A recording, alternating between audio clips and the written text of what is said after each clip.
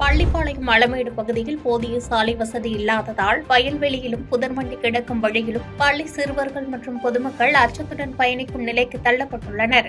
நாமக்கல் மாவட்டம் பள்ளிப்பாளையம் நகராட்சிக்குட்பட்ட 10வது வார்டு பகுதியைச் சேர்ந்த பள்ளி சிறுவர்கள் ஆலம்பாளையம் பேரூராட்சிக்குட்பட்ட அளமேடு பகுதியில் அமைந்துள்ள அரசினர் ஊராட்சி ஒன்றிய நடுநிலைப் பள்ளியில் பயின்று வருகின்றனர்.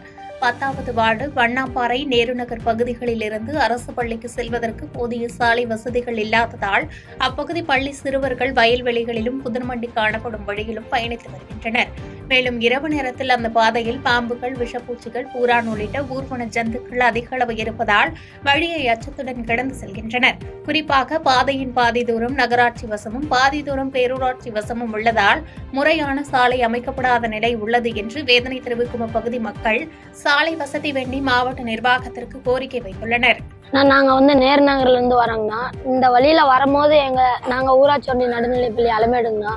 நாங்க இந்த வழியில வரும்போது சேது சகதியமா இருக்குண்ணா. இந்த சைடு போறதுக்கும் பயமா இருக்குண்ணா. காலையில நேரத்துல வந்துடலாங்கண்ணா. சாயங்கால நேரத்துல போறதுக்கு ரொம்ப பயமா இருக்குங்கண்ணா. சேது சகதியமா இருக்கு. இதே விவசாயி காட்டுங்கனால பாம்பு நடமாட்டம்லாம் நிறைய இருக்குங்கண்ணா. அதனால ரொம்ப போக முடியலண்ணா. இந்த சைடு 150 பேர் நிறைய பேர் போறாங்கண்ணா. ஏதோ ஒன்று என்னாச்சுன்னா அப்ப யாராலையும் பார்க்க முடியாதுண்ணா. கொஞ்சம் ரோடு வசதி மட்டும் போட்டு கொடுத்தாங்கன்னா நல்லா இருக்கும். பாதகம் செய்பவரை கண்டால் நாம் பயங்கொள்ளலாகாது பாப்பா. மோதி மிதித்து விடு பாப்பா, அவர் முகத்தில் உமிழ்ந்து விடு பாப்பா. அண்மை செய்திகளை உடனுக்குடன் தெரிந்து கொள்ள இணைந்திருங்கள் இயம்நாடு தொலைக்காட்சியுடன்.